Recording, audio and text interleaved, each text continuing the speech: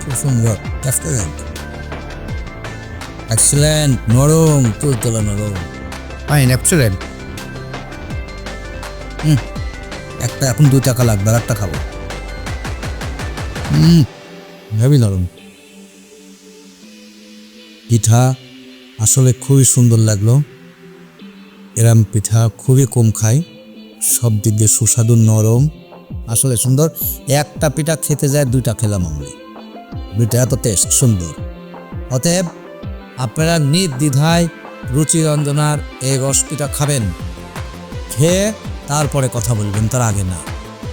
আর অনেকে হয়তোবা অনেক পেজে হয়তোবা অনেক কথা বলেই হয়তো, কিন্তু আপনি এটা টেস্ট করেন একবার।